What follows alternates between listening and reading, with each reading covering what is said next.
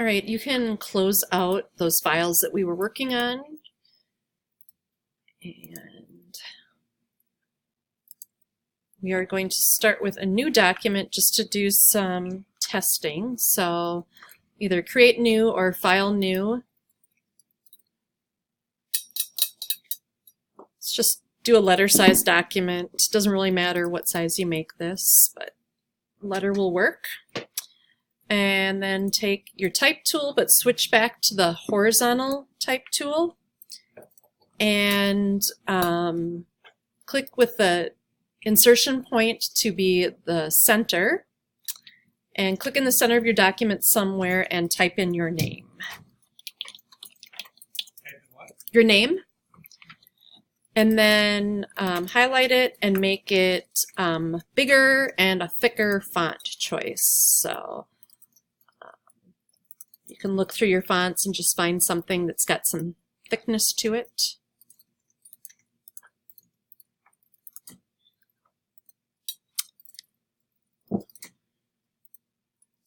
And then commit to that. So from here, we're going to look at our layers panel. We see that we have a white background layer and then we have a type layer floating on top of it with your name. With your name highlighted, activated, click on the FX button. And you have all these different options pop up. Let's pick the first one of bevel and emboss. And I just want to go through all of these real quickly to show you what you can do with type with these. So on our left-hand side, whichever one we have checked is actually turned on, and whichever one is highlighted, we have the options in the center. So from here, we can see that we now have an inner bevel. Can you guys kind of see some highlighting in here? You can switch it through all 5 of these options: outer bevel, inner bevel, emboss, pillow emboss, and stroke emboss. From all of those, they have options underneath. So I'm going to go back to inner bevel, and then in technique, you can choose smooth, chisel hard, and chisel soft.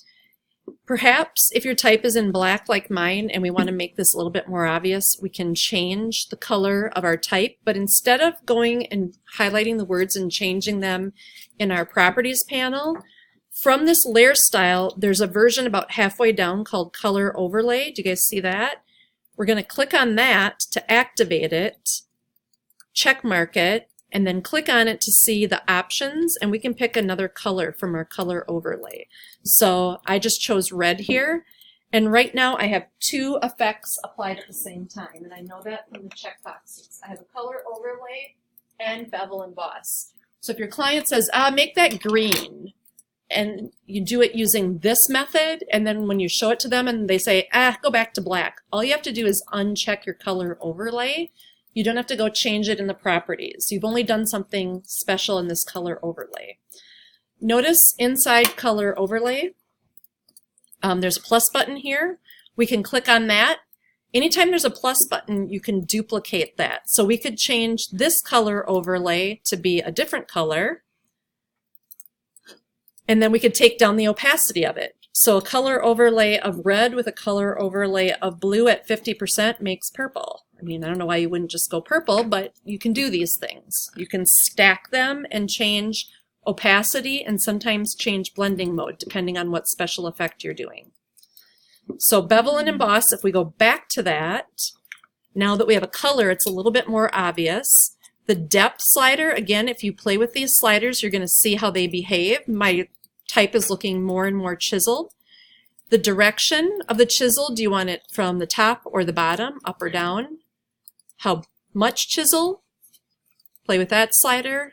Do you want it softened or do you want a hard edge? Where your lighting source is coming from is the shading section down here.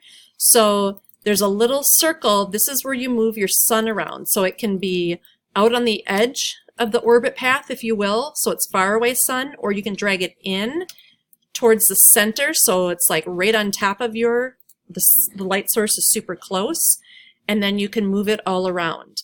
So if you want it coming from the upper left corner, I have mine at 130 degrees right now. Global light I've mentioned before. If you have that checked, all of your effects that involve lighting it's going to be as if the light source is all coming from the same place. That makes sense for realism. Usually you leave that on. But if for some reason on your next effect you want the lighting coming from the bottom, you could turn off the global and move your light source for just that one effect. The contour, how it looks. Again, I mentioned this is kind of like crown molding. If you ever look at that from the side, that's the view that you're getting here. So here's some other versions, and as you click through them, you can see if you applied like a different crown molding shape to your letters, what they would look like. I want to caution you. You might find something that you think is the coolest on earth, but if you apply all these special effects and your end user, your client, your customer can't read it, is that good? No. As a graphic designer, you have one job. Anybody have any clue what that one job is as a graphic designer? Get it pointed across and typically the way the client. Yes, you have the job of communicating for your client. Now, if they're way off and they're not targeting their customer correctly, that's an issue with them or their marketing team. But your job as a designer is to communicate the client's message, not your own personal style. This is what I have to tell people. Just because you think this is super cool, it's got polka dots and it's shiny and you love it, if it's for a funeral home, not appropriate. You have to think about what your client wants. You're not in fine art. If you want to do things that you like and art that you like, you either have to switch to fine art or you have to be such a fantastic graphic designer with this cool style that people know and will find you and hire you based on that. That's a few of us. Most of us don't get that luxury in life where people find us because they know our style. Otherwise, you're communicating for your client. So don't go crazy here. Make it so that it's legible and readable. That's really important. Notice under bevel emboss, there's also contour and texture. In the texture patterns, you can click on this pop-up, and there's a bunch of different things you could put in. I mentioned all these dots and weird, bizarre things. Again, just make sure that it's legible, it's readable, it's what your client wants, it gets the message across to their customer without going crazy. So all of these check marks on the left-hand side are telling us that that is being assigned to it. Let's click on the stroke and activate that. We now can put a stroke around these letters. Right now I have a green 11 pixel stroke on the outside with a blend mode of normal. I can change all these blend modes. All these cool things that exist in Photoshop are available in here too. I can change the opacity of my stroke. Inner shadow, we applied that on our last example. Outer or inner glow, instead of being a black shadow on the inside, it's more of a yellowy glow. That can be pretty cool in certain situations. Satin, let's jump to that one. That's a weird one. I might have on too many things here that we can't even see it anymore, so I'm going to turn off a couple of these. Texture and contour. Okay, now when I go to satin,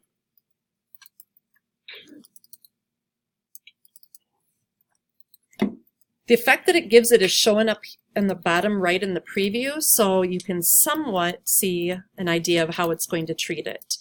Unchecking it turns off that special effect. You can put a gradient overlay on something.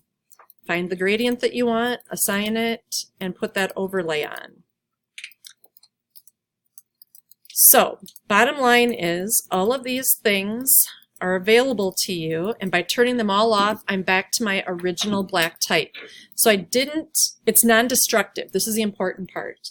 Just in case your client says, yeah, that's way too much. Let's just go back to black type. This is where you can do it. Another time that some of these features are helpful is to make your text stand out against the background, to make it have some contrast. So if you have some light type, let me just look here quick. File, open, recent. So sometimes type gets a little hard to read when it's white type on a lighter background, but it's also over a dark background where it is readable, legible. You've seen this before, where you can read it really easily and then all of a sudden it gets hard to read over here. sometimes they'll put the words that are in the dark thing and make them white. And then when the letters get to this side, they'll make them dark. And I think that looks kind of corny too. Another thing that you can just do to help with making that contrast stands out, I'll just show you on this one, is if I pick these words right here, and I might have to make them their own. This is all one layer, so it's going to apply to everything in this layer at once. But if I go down to the FX box and I choose stroke, for example, and I were to put this is a green thick stroke, but notice it made it sort of easier to read, kind of harder, but it made the contrast stand out here a lot more. So sometimes putting a small black stroke around your type can help make it a little bit easier to read. Where that is positioned is also important. If you have it on the inside of your type, it's going to have that stroke cover up the white part of the type. See how horrible it got to read? So you have to make sure where it's positioned. And maybe that just isn't what you want to do anyway. Another one that's often helpful is to just put a bit of a drop shadow on it. So you can see down here, zoom in, it added this drop shadow and it helped with the contrast a little bit, but it's actually too far away. So you can just pull this distance back, maybe make it a little bit darker, maybe not as big, something like that. Do you see how that helped with the contrast also? So if ever you're dealing with type and it's in a hard to read area and changing the color of the type isn't enough, sometimes some of these effects will help. Maybe a stroke, maybe a drop shadow, maybe it's dark type on a dark background and that outer glow is cool. It makes it look like it's glowing yellow from behind, and you can change the color of the glow. So maybe it's glowing pink from behind or it's glowing white from behind. You can do all these things with the FX. Okay? All right, so you can close both files down. I just wanted to share that with you. All right. So your assignment, and you have the rest of the class time to do it. So whatever, if you want your spring or your fall break, if you want fall break to start right now and you listen and hear me out and you pack up and leave, that's fine. This is due next week when we come back, because Monday, we're back Monday. If you want to work on it in class, and when you walk out of here you have nothing on your plate, that's your call too. But what your assignment is, and it's a really fun one, most people love this, is go online and type in Photoshop text tutorials,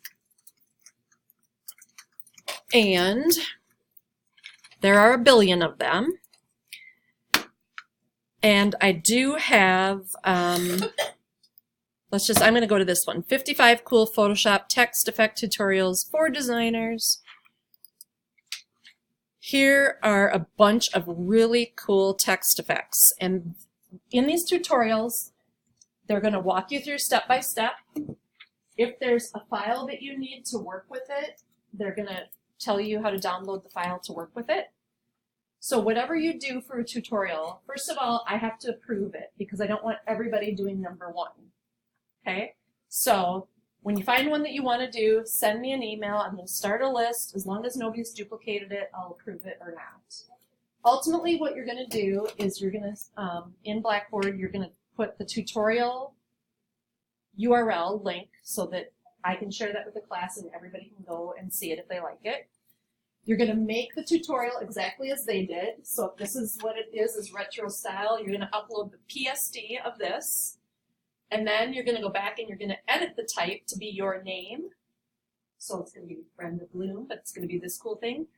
And you're going to just send me the JPEG of that. I'll have all the directions on Blackboard. They're not there now, but it's going to be the PSD looking exactly like the tutorial shows, a link to the tutorial, and then a JPEG of your name version of it. Okay. There are a million tutorials out there. Here's a little helpful hint.